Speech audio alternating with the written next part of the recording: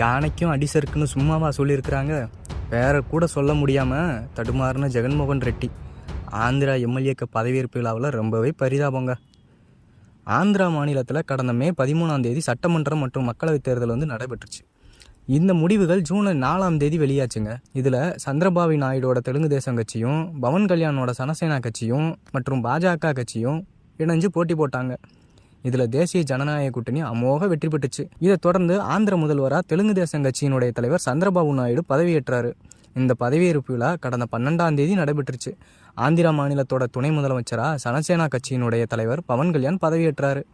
YSR Congress கட்சி நடந்து முடிந்த தேர்தலில் படு தோல்வி அடைஞ்சிச்சுங்க. போட்டியிட்ட 175 சட்டமன்ற தொகுதியில் வெறும் 11 இடங்களை மட்டும் அக்கட்சி வெற்றி பெற்றதுனால வெறும் படுதோல்வி அடைஞ்சது.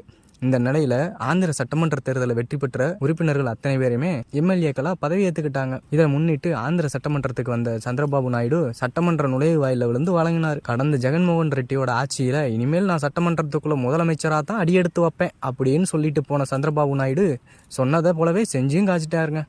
முதலமைச்சராக தான் சட்டமன்றத்துக்குள்ள அடியெடுத்து வச்சிருக்கிறாரு.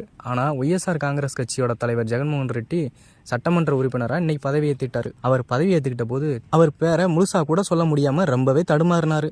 ஒரு வழியா பதவி ஏற்றுக்கிட்ட ஜெகன்மோகன் ரெட்டி சபாநாயகரை பார்த்து வாழ்த்து சொல்லிட்டு கிளம்புனாரு. ஜெகன்மோகன் ரெட்டி தனது பேரை கூட முழுசா சொல்ல முடியாம திணறின வீடியோ சமூக வலைதளங்கள்ல தற்போது ட்ரெண்ட் ஆக்கிட்டு வருது.